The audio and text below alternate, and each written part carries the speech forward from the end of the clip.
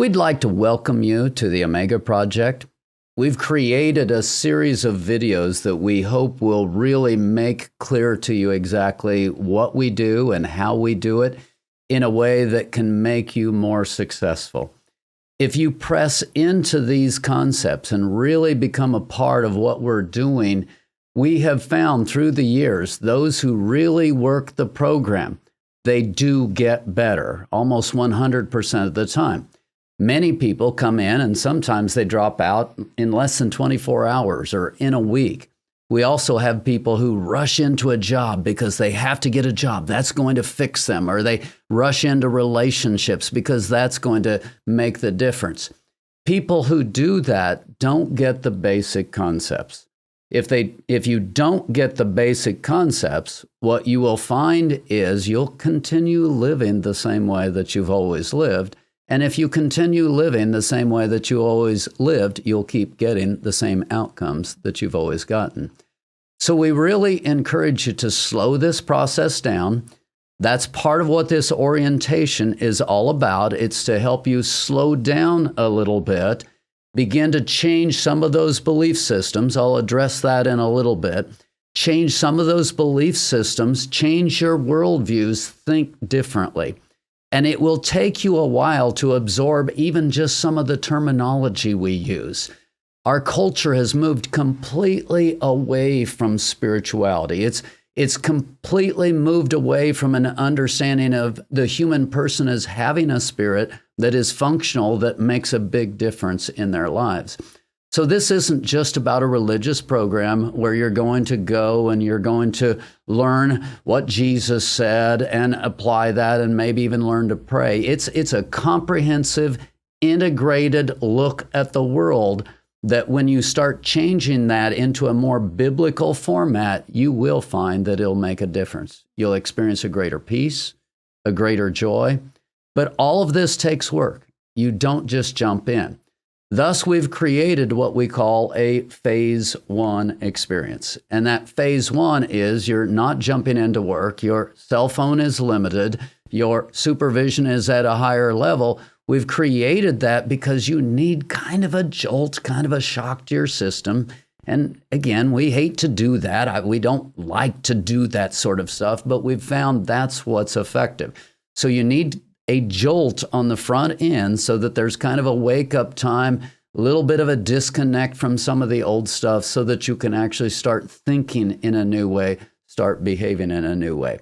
This video is going to explore many of the kinds of things that we want you to do, some of the basics. This one's going to be much more practical about just some of the basic rules, concepts of what we do.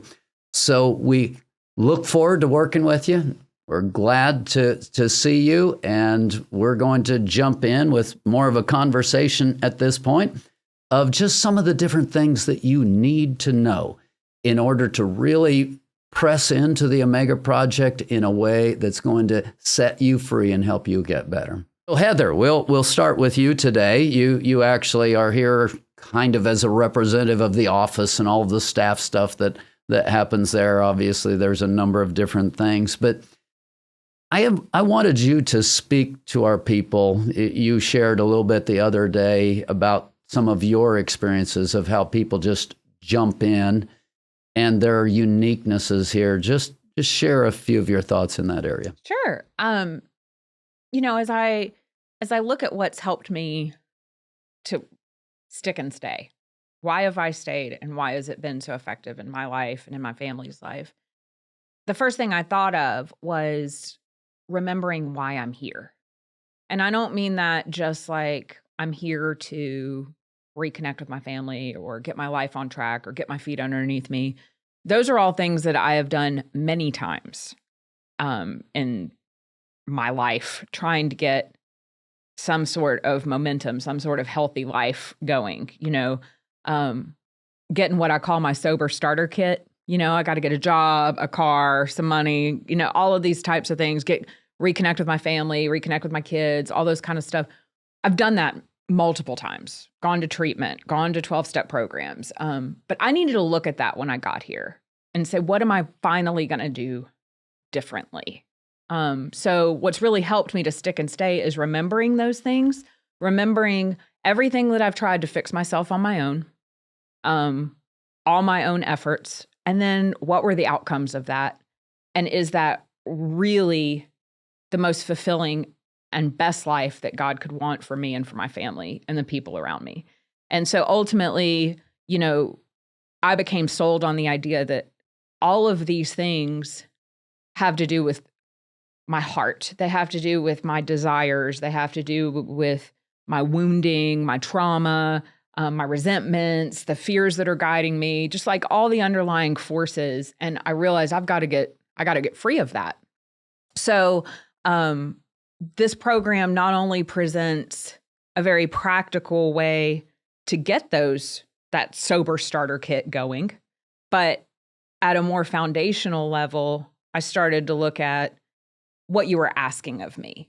And in order to be convinced that I needed to abide by that, I needed to see that what I had been abiding by wasn't working, And so numerous relapses proved that to me, numerous false starts, but even having some sober time for a while, my relationships still weren't where I wanted them to be. My finances still weren't where I wanted them to be. The way that I spent my time was very worldly. I was so caught up in trying to do life. I wasn't actually living. So, getting a new foundation for life is part of what has happened for me here. Not just a new way of moving through life, but a new reason, a new purpose in living through life, which is to change my heart.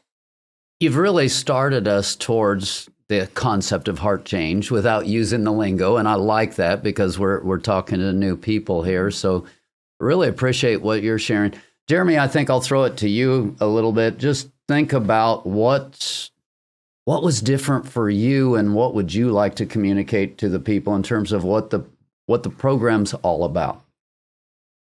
The program, to me, it was about building relationships and having connection with people. I lived in a sober living house in Salina, and it had the sobriety, it had the accountability, talking to people, but it was at a face value. They tell you have to be selfish for your recovery. And to a certain degree, that's correct. But at a certain degree, you have to love other people before you can love yourself, or you don't know what love is. And loving other people is sacrificing for people, loving them in their unlovable states. And a lot of us were in unlovable states and felt like we were too messed up for anyone to care about us.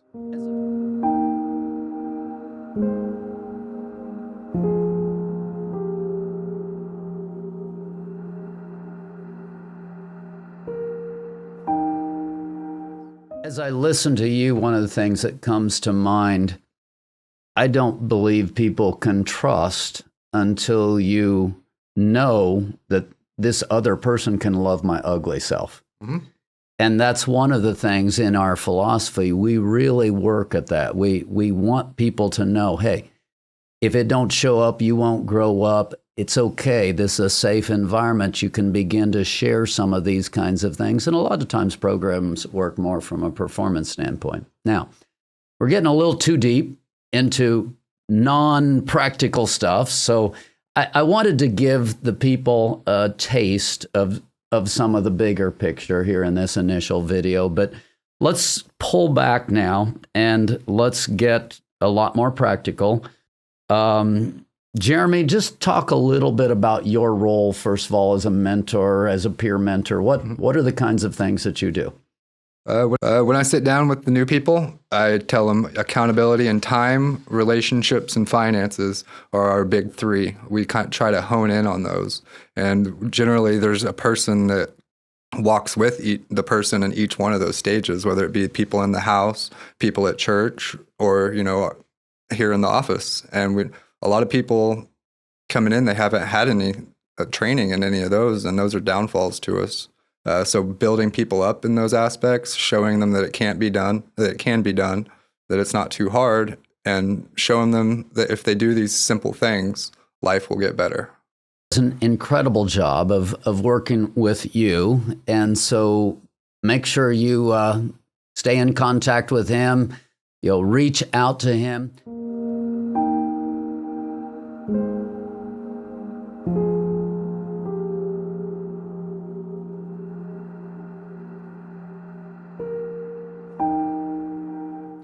this brings home one of the ideas. We're here to help you succeed. I mean, that's our purpose. And so it doesn't matter whether it's finances. If you're better off not paying, and that's what needs to happen for a period of time so that you really can do this first steps type of program, that's what we want to do. We want to reach out. We want to provide you the different support pieces. And a lot of times people don't believe that because they've been in programs where workforce, we'll talk about later, where maybe they worked on a job and in the end they absolutely saw no money from it. Well, we don't work with those kinds of things. We're all about doing, making this program into something that will help you grow and get better. And we hope that you'll see that as you get to know us. Now, some of you are probably in a bit of a fog. A lot of times when people get here, they're still under the influence of drugs, or maybe you're just uptight over who knows what's going on, and the anxiety is at such a point that it's like you almost can't even hear. Well, if that's where you are, I encourage you, don't just listen to this video once. You might need to listen to it a second time or a third time to really get it, and maybe even a week later. So we really want you to make use of these videos because there's a series of them that we're going to do that are really going to help you take the practical steps during especially the first period. And we start off with a 30-day target. You may or may not be able to complete the first steps material in 30 days. It'll probably take you 45, take you 60. We want your primary focus to be able to be on completing these first steps. We feel like that is so incredibly important. And again, that's hard for people to commit to. So we want you to take a deep breath. It's really important that you go through these videos, that you absorb them, that you start taking basic steps, because those basic steps, the more completely you take those in these first 30 days, in these first 45 to 60 days, whatever it ends up taking you, the more completely you take those steps, the more likely you will have a good outcome as time goes on. So we really want to challenge you to take these first steps very carefully, and we believe that they're valuable. And again, this is one of the hardest things that people do. When they come in, they want to jump into something, some of the kinds of things that Heather was talking about. Immediately, people want to jump there. They know what's going to fix them. So I'm going to jump into whatever. And it's like, no, slow down, take a deep breath. I think the foundation that we're asking for is biblical because the word says that he's calling us out of the world. And what the world tells us is the best that they know for us. You just need to get your life together. Let's get you a place to live. Let's get you a job. Let's get you a bank account. Let's get you a car. So these are all things that are not bad in and of themselves at all. But if they're built on a shaky, sandy foundation, they're never going to last. And that was what really helped me to become obedient, to become open, and to see the blessing of this program. Because like Jeremy, I've been in other halfway programs. I've been in other treatment programs where you actually start at a deficit when you come in. You've got to do a down payment and then you better start working. So you got to pay. And that is how the world operates. And so we're really calling everyone to say, hey, come into a rest in that. Not just sit around watching Netflix. That's not what we mean by a rest, but just come into a rest that everything's taken care of for you right now. I mean, what a blessing. What other time in your life is anybody going to say, hey, we got you. Don't worry about anything. Don't worry about your food. Don't worry about your rent. Don't worry about anything. Be here. Work on yourself. Work on your relationship with God. Get a good foundation underneath you. And then all of that will be added to your life. That just doesn't happen out in the world. So it is kind of hard to accept, and to wrap our brains around that that's really what we're doing here, which is such a gift. And you've got a roof over your head. You don't have the prepayment. You don't have all those kinds of things. Again, if sometimes people are afraid to ask, but if you don't have money, don't have food, we do have food bank vouchers. We do have a lot of resources for you. But if you don't, we're committed to, during that period of time, ask. Let people know. Now, we're not going to feed you steak every day, no caviar, no, whatever, okay? But in terms of you won't go hungry. We'll make sure that those pieces are taken care of, because people need to be able to put away those kinds of anxieties. Yes. And a lot of times people are like, I have fines, I have this, I have that, I've got to get started paying. Well, if you jump into those and you don't get this foundation, I'll guarantee you 6 months from now, you'll be back in the same hole starting all over again.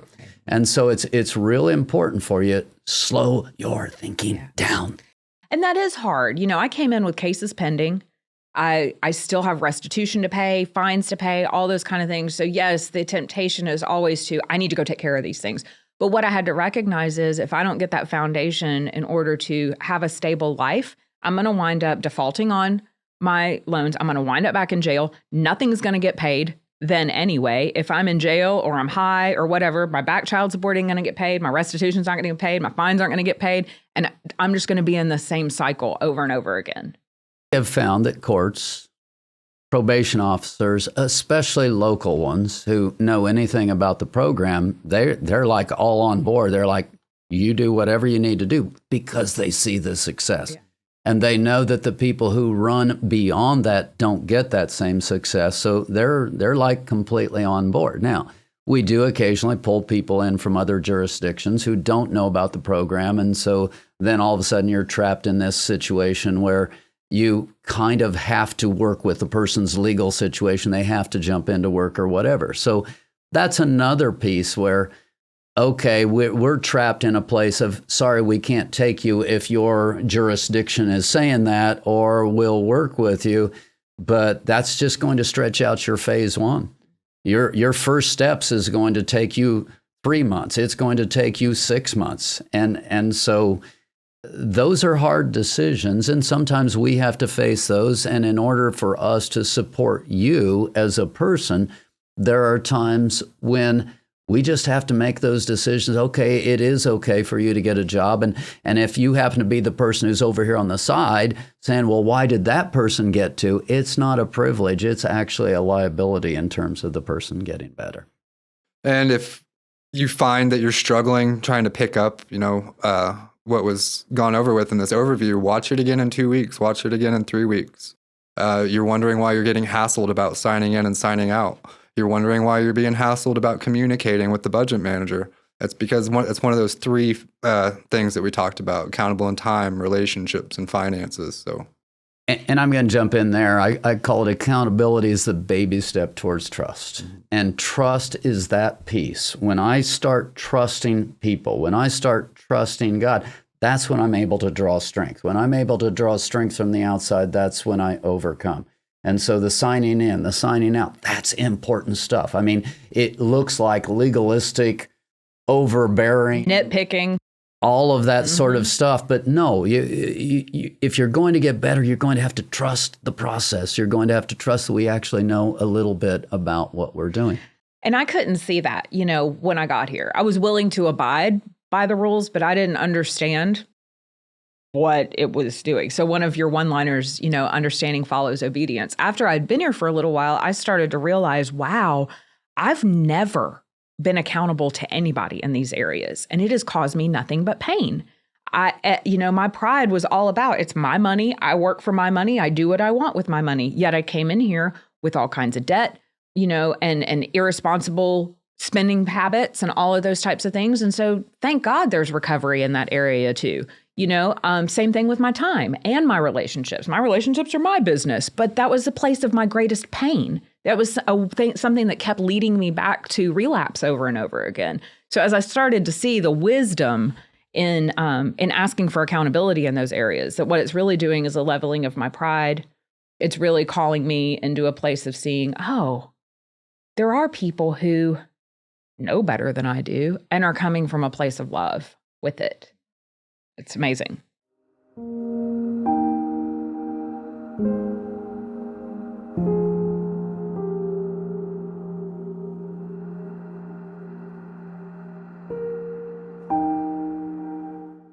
I want to jump into a quick overview here for just a moment. And every one of these topics is going to be literally an entire video. So obviously, all I'm giving is an overview. But some of the major kinds of things that need to change, certainly during this first steps time, and also, just over a longer period of time, I'm going to start with number one is belief systems. And I'm not talking about belief systems in terms of believing that Jesus Christ is Lord and et cetera. We're a faith-based program, and so belief systems towards God are important. And that's part of what we will cover here, and many faith programs talk about that. But one of the belief systems, the other day, we had a person who basically walked out of the program because of a belief system that I'm an outsider. And her belief system is, I'm an outsider, nobody loves me, I'm not being engaged. That belief system caused her to see from inside of that belief system to where she interpreted everybody else's responses inside of that belief system. Then she judged everybody. Then she used those judgments to justify her actions. Everybody I know has belief systems like that. We had one in the last week that was, stepchild. You start through basic belief systems that drive our behavior. Those need to be identified, and you need to learn to get better in those areas. Second thing that really just destroys people, relationship skills. How many people go through programs and they never learn basic relationship skills that are going to make them better? Third thing is negative history, wounds, brokenness. You've got to, sometimes I refer to on a scale of 1 to 10, you're starting at a -10. You've got some serious stuff to fight through. And without people being on your team, without people willing to absorb some of the blows and some of the mess, you're just not going to make it. Another thing is just developing, and these I call it the bones. You need bones. Your body won't stand if you got broken bones. You need structure pieces in you, and those are the healthy habits, the life systems. Finances. One of the things that takes everybody out is how they handle finances, and so that ends up being a big piece. Knowing yourself and your solutions. Over and over again, I find people, and we've had people with 20 plus treatment programs walk into this place, and they walk in and I ask them, so what's your struggle area? And a lot of times they can't even identify that well. And what would it take for you to get better? They really can't identify that. And so that's one of the things we do. I don't like the word, but I use the word diagnose. We help them diagnose. We help them identify. We help them see those problem areas and what it looks like. And then I'm going to throw on there, it's not just problem areas. We help them see who God created them to be so they can actually feel good about themselves. And these are kinds of things that tend to be relatively unique to this program. I'm sure there are other programs out there. There are other situations that do it. But I'm saying that in response to people coming to us from other programs. Now, fairness to other programs. There are people in the program that I've done that 4 or 5 times, and I ask them the same question, they can't answer it. So it may not totally be the other programs, but that's just kind of a fairness statement. The next item that I think will absolutely make a difference is your walk with God. Now, if you're hearing these, people want in 30 days to have every bit of that fixed. Good luck with that. And what happens, people walk out, they didn't change the relationship skill piece. While they were with us, they were good, but they didn't change their basic skills. So as soon as they didn't have somebody holding their hand and walking them through, crash zone. So these are not trivial things. These are deep, abiding things that if you don't address these, you're not going to get better. And people want a 30-day fix. This is not a 30-day fix. This is a life skills, lifestyle change that you need a trauma punch, if you will, in a positive way.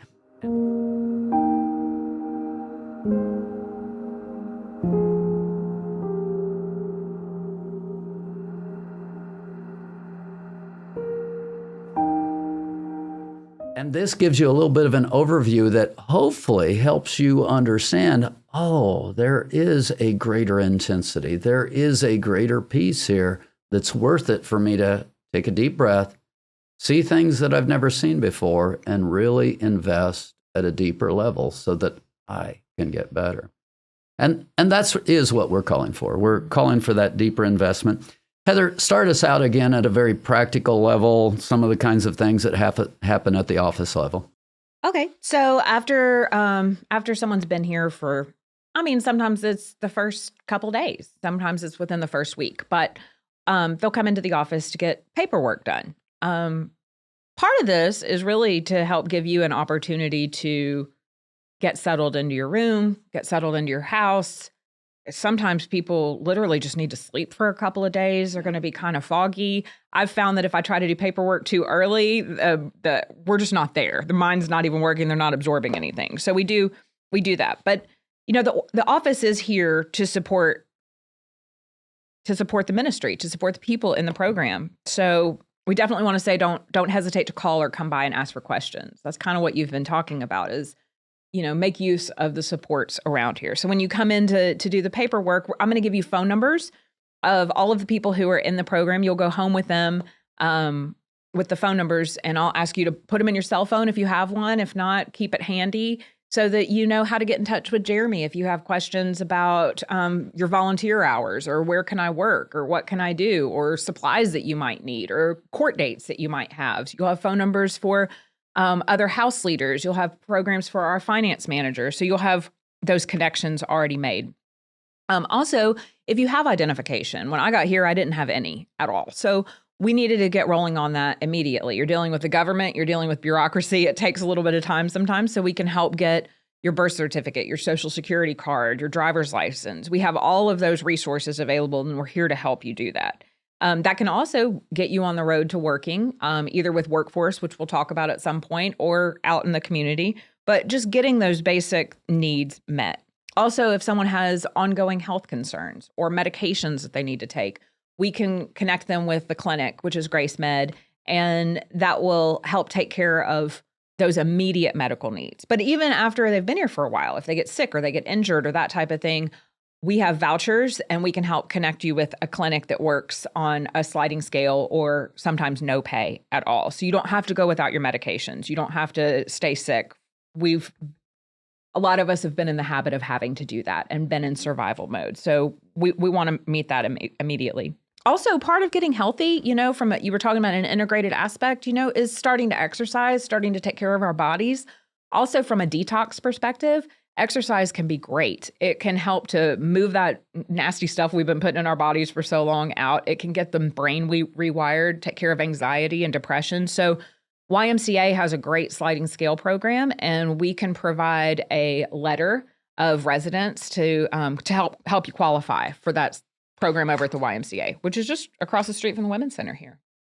Also, if there are any immediate legal needs that you might have, if you're on corrections, if you have trials coming up or hearings coming up, we can help you by connecting with your corrections officer if they need to know where you are, and if the house leader needs to be giving information, if you need drug tests, if you need to be taken to get drug tests, if you need transportation to your hearings. We need to know that up front. We'll organize it with you and your house leader and make sure you get all those things taken care of, from transportation to any other kind of support, documentation you might need. Also, during that paperwork appointment, I'll ask you to give Matthew a call. He's our budget and finance manager. And so I'll give you his blah, blah, blah, blah, blah, blah, blah. During your paperwork appointment, I'll give you the phone number for our budget and finance manager. You can call or text him. I usually say within 24 to 48 hours, he'll be expecting it. And that can give you an opportunity to set up a meeting and go over our program agreement, go over the fees, also any kind of immediate financial needs that you might have. He's great with that, so he'll help you work that out. Let me jump in there because, again, people aren't used to this. The primary goal of meeting with Matthew is not to extract money from you. The primary goal is to get you used to communicating. You will find that if you communicate well, especially in the finance area, oh no, I'm broken, etc. Yeah. If you communicate well, people will start working with you. And so change your thinking about a budget guy. Learn to communicate early and often. And yes, sometimes we'll say, you know what, you need to kind of learn a little bit of pain here and show a little bit of discipline. But a lot of times we'll be incredibly gracious working with you and say, you know what, this legal thing needs to be taken care of first. So we encourage you. That communication piece is incredibly important. It's also such an area of anxiety, which can lead people to almost immediate relapse. If you start worrying about money and all those types of things coming in and start to feel like a pressure, and just knowing that we've got somebody else on your team who's working through it with you can help to alleviate some of that stress that could lead to relapse or taking off from the program early on. Jeremy, I want you to pick up on workforce. We have in the program jobs that we get from the community that we can start off with new people. So share a little bit about that. The neat thing about that, obviously, it can work within the program. They can still be doing their first steps, phase one stuff. Mm-hmm. So take it over. Yep, workforce is a great time. Generally, what I tell people is this is an 18-month program. Give us 1 month of that to kind of relax a little bit, and or two sometimes. And some different people require different things, and we're able to work with that and move around it with workforce because classes and meeting your appointments and everything is so vital and critical that we break for that. We start late for that. You take off for that. And a lot of time people coming in, you're detoxing off heavy drug use for years. You know, if you go out and try to get a job and you call in and tell them you're having spiritual warfare, they might laugh at you and say, we're going to try to find somebody else. So it's a benefit to have something like that, you know, and we try to teach people skills. So we get people that have been living on the street, haven't had a positive work ethic for a super long time. Try to teach people to show up on time, do a good job. And also there's a sense of satisfaction and a good sense of purpose when you have a feeling of being accomplished in something. You know, have a good day's work is always good for you. Makes you feel better. It does, but by comparison, if people jump into a full-time job, and especially in today's job environment, they're not just pushing for full-time. They're pushing for overtime. And, you know, within a nanosecond, it feels like they're lost to the program. You know, all of those things that I talked about that need to be addressed, done. And invariably what we see happening 2 months later, they relapse and we start the thing all over again. And people are in such a hurry. And a lot of times they get frustrated because with workforce, hey, I'm not making as much money. Well, you're not making as much money because we're already losing money. When you're turning employees over and you're constantly retraining and retraining and retraining, you can't make money. And so we're already losing money on workforce, even with the lower wages, but it's providing you a basic income so that you can buy some things and do what you need to do and still at the same time buy some time to really start changing some of these basic pieces. So we encourage you, make use of workforce and quit worrying about the money. I've also seen that there's a camaraderie that starts being built between the people who are working. So sometimes, like if you rush off into getting, say, a restaurant job or a construction job, you know, you're going to be working around people who are actively using, actively drinking. And so you're around people who are doing the same thing and you're working together, you're hanging out, it builds those relationships, you're having a good time, you're talking in between jobs, all that kind of stuff. So I've noticed that there's a bond that seems to be built when people work on workforce too, that can really be beneficial. I do want to balance off some of the things that we've been saying in terms of we want to be there to help you provide. For us to do these kinds of things, we literally have to go out and get donations from the community. And we work hard at that. And it takes a lot of money to keep this program going. So we have to balance that off. There are people in the program who begin to say, oh, well, you said you'd do this. You said you'd do that. You said you'd take care of me. We really have to step back and say, yes, do you really believe that everybody should be paying for you, taking care of you? And so a lot of times when people are developing that entitlement attitude, the best thing we can do for them is push back and say, no, we're willing to do this, but we can't take that next step. Heather, if you want to address, I call it chain of command. I don't know that that's really the right language out in the world. That would be the right language, but just address how the program works and say a person's has a rough relationship or they're not jiving with their house. How does the program work? Well, I mean, first of all, I want to say that's going to happen. We don't need to act like there aren't problems that are going to come up. We all have issues. So it's important to know ahead of time that for me, that this is going to happen.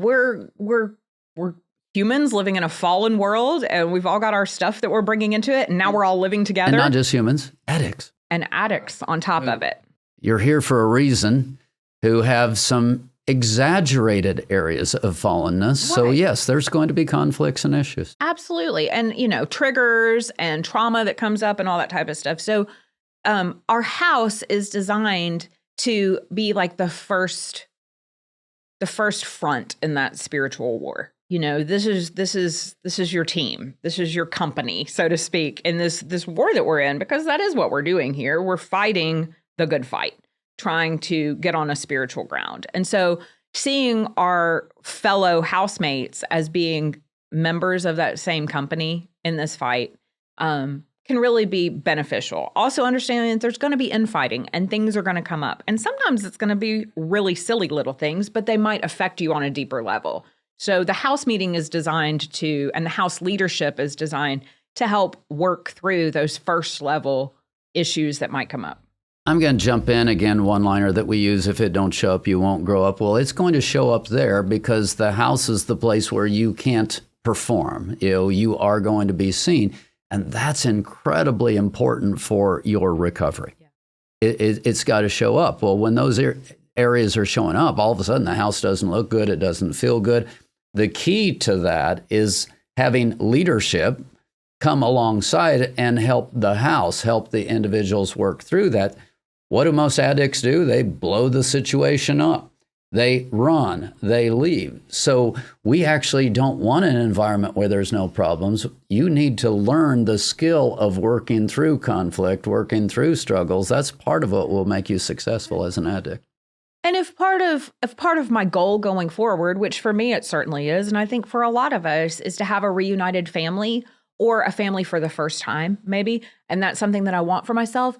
Learning how to live with one another, learning how to work out these things on a spiritual and practical basis are powerful life skills. So handling those things at a house level makes sense. Getting used to communicating with one another. I saw really early on too, it took me maybe 2 months to start to see reactions inside of myself to the people that I was living with that were very familiar to me with things that had happened in the past. And that helped me to see, oh, this isn't the individuals I'm living with. This is stuff inside of me that's coming up to be addressed. So being able to sharing that with other people in my house has been huge. Also bringing that to our classes. And I don't mean showing up and being like, she's always stealing stuff. She's always, she's too loud. I'm not talking about bringing our grievances to the classes, but bringing that to especially the Monday, Wednesday, Friday morning classes, and being able that we do with our different houses, the women's and men's groups, being able to make it more practical has been really powerful for me, making it something that works in my life. The nice thing about the Monday, Wednesday, Friday group, now I've got a larger pool. In my house, I've got this microcosm that I'm under the microscope, and where, again, there can get to be tension back and forth, but now I'm able to come in and hopefully not target vengeance, not try to take people out and create, et cetera, but I'm able to come in. I'm able to ask questions. I'm able to get advice for myself. I'm able to get help. So it becomes a second step up the ladder. The Monday, Wednesday, Friday means that, okay, I'm out of this tight pool this fishbowl that I'm continually in. I'm able to actually connect with a different group on 3 times a week basis. Right. Which is a habit we're wanting to form as a whole, starting to increase our connections with other people in a way that is meaningful, not just small talk, but like really being able to have meaningful connections with people. And those groups give us an opportunity to do that, to connect with people outside of our house. So again, it's not about airing our grievances. That's something that would happen at a house level meeting, but saying, hey, this is what's coming up for me. I've noticed that because of what's happening in the house, it's showing up, my trauma's showing up, my fear is showing up, my jealousy is showing up, like whatever it is, this is what's coming up for me, and working through that in a group is powerful. It's great. But kind of like you said, keeping it on me and not on the other people. because we want everyone to be able to feel safe in doing that same thing in those meetings. From there, we have, of course, our immediate house leaders, but then we also have house supervisors. Some of these are people who've been in the program before, or people from the community who really appreciate what we do here and see how important it is. So sometimes they'll come and be a part of the house meetings, but they're always available for us to call. So I've personally have called my house overseer on multiple occasions to say, hey, can you pray with me through this thing? Can you help me to see from a different perspective, because they're not living in the house? Sometimes, like you were saying, it's hard to see when it's right up here. So they can help give that kind of guidance. From there, we've got Jeremy, we've got Levi, we've got Pastor, we've got other people outside of our house that we can go to. Like you said, out in the world, we would call it up the chain of command. But it's not about going over anyone's head. It's just really about getting vulnerable, seeking help from people who have walked this walk, who might see it from a different perspective, who might be able to give more opportunities for growth. The point I really want people to see is if you're struggling at a house level, and that's going to happen. And in fact, that's the level where you will struggle, because that's the level where the transparency is there and somebody's going to say, hey, I'm frustrated at this or that. There's multiple layers here built in. So the fact that you're having a struggle at a particular point doesn't necessarily need to negate your experience here. And then just quick point there, obviously at the house level, you've got chores that you need to follow through, and the accountability is there, and everyone's expected to do their part. Now, Jeremy, I'm going to flip it back to you. Talk just a little bit about discipline. What's her philosophy? Where do we go with that? With discipline, primarily it's our last line of defense.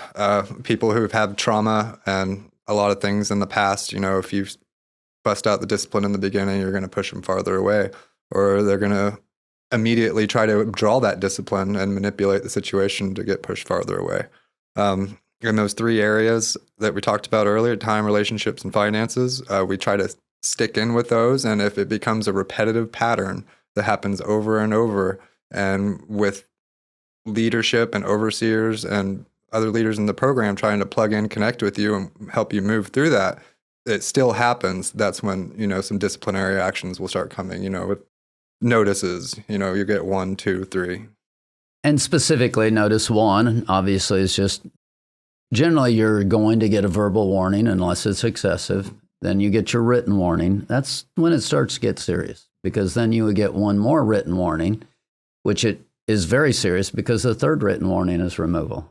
So that's what the pattern looks like. Again, our goal is not removal. Our goal is this is a serious behavior that needs to be changed, or you don't get better. Just along that line, in terms of disciplinary things, whether it's pornography, shutting down your ability to do quality relationships, more of a violent approach. I mean, there are kinds of things that are very serious and need to be taken seriously at a house level, and we do. So we want you to understand that on the one hand, our approach will be more relaxed because we want to give you the space to think about it and get heart change. But on the other hand, we're going to press some moral areas, and we're also going to press motivation areas. What's going on at the heart level? And at some point, I don't care if it's taking out the trash. If you're looking at me saying, I'm not going to do it, that's defiance. And the number one thing that will get people removed ultimately is defiance. Because we're continually asking the question, are you willing to do what you need to do to get better? If you are, then you'll accept these kinds of consequences. And number one tends to be in the modern world, removal of cell phone. Why? Because the cell phone is their point of contact where they're going out and using, and invariably, I'm not giving up my cell phone. Well, we don't believe that you can get better if you don't give up your cell phone. So there are times in that whole disciplinary procedure where we believe that you need to do X in order to get better. And our goal is not to punish. Our goal is to give you the opportunity to get better.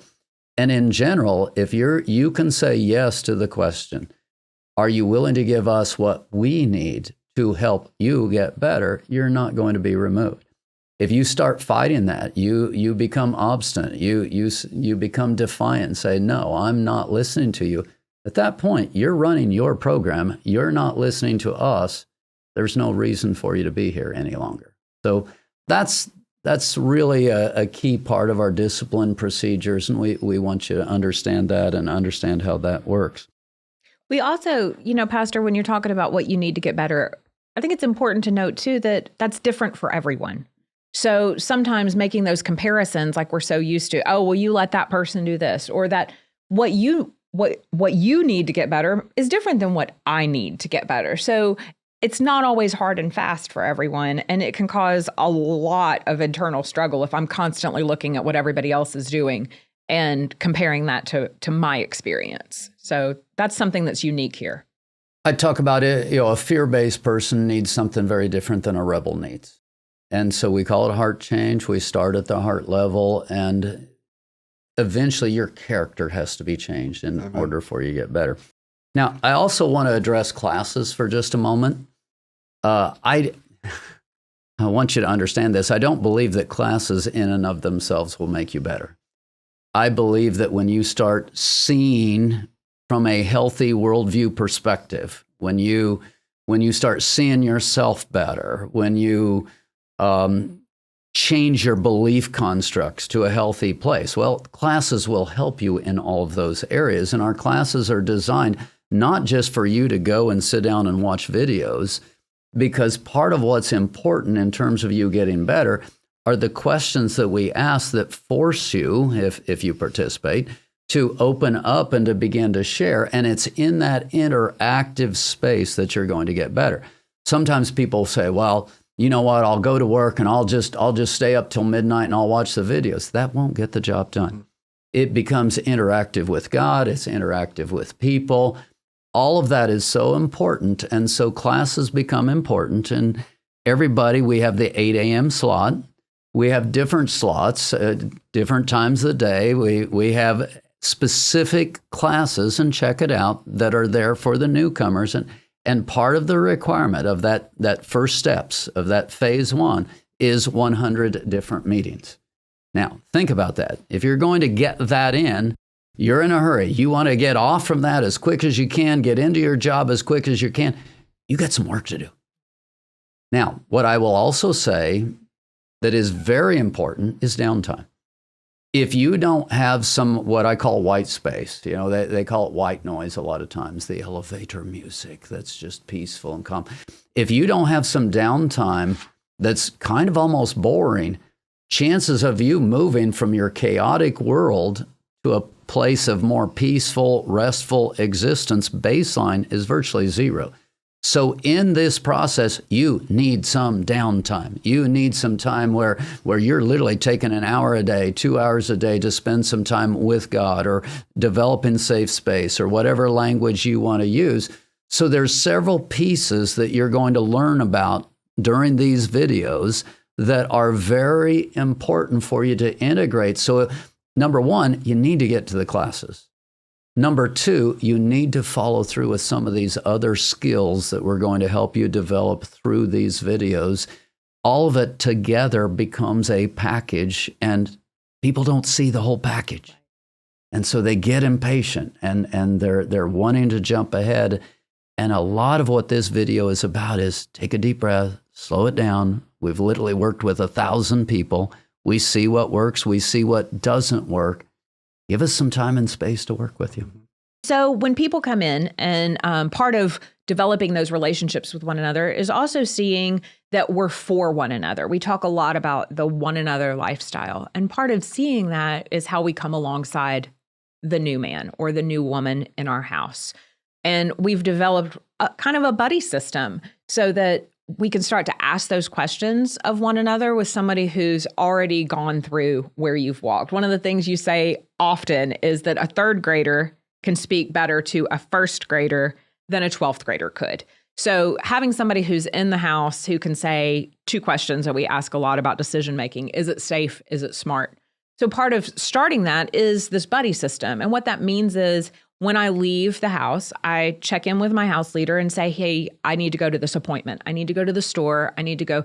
Is there someone who can go with me, please? And the house leader will show someone who's willing to do that. A lot of people want to tell at that point. You don't tell, you ask during the first period. It's so important to develop a sense of, oh, I have people who are covering. I have people who are overseers. So you don't tell, you check in and you say, hey, I need to do this. Can I go? What would it look like for me to go safely, for it to be smart for me? I think, yes, getting used to planning those things ahead too, and honoring other people's time has been huge. So during a house meeting to say, hey, this week upcoming, I need to go to corrections on this day. And I also need a grocery appointment. Is there anybody going to the grocery store this week where I could, or to the food bank or to the doctor or whatever? This is what I have coming up. Is there someone who would be willing to go with me as an accountability or a buddy partner? And so then the house leader can help at that point say, okay, well, this would be a great day to do that because we're already doing this. So just learning to budget that time too and honor other people's time can help with that communication piece. And so it's, being on that buddy system is more than just, we need to know where you're going all the time. It is more about having someone with you who can help asking, is it safe? Is it smart? It also builds connections. I've had some great conversations on the way to the grocery store with somebody, or driving to go to an appointment. So it can help build those relationships within the house too. I remember my very first house meeting, and I had done my first appointment and received my curriculum book, which is 700 pages at this point, could be more later. All these forms I was supposed to fill out in my first house meeting. Then I was introduced to the accountability check sheet.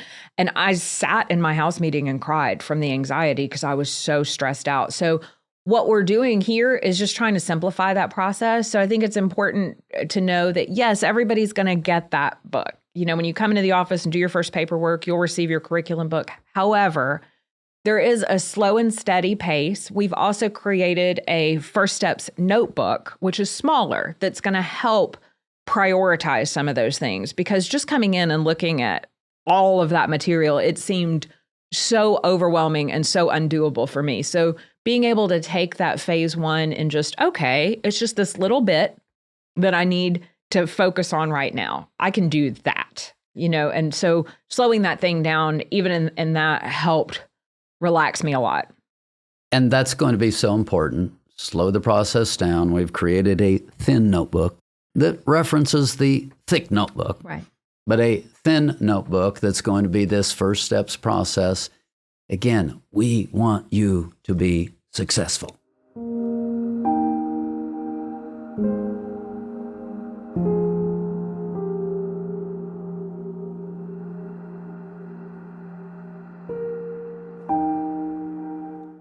Now, the number one word towards you being successful is trust.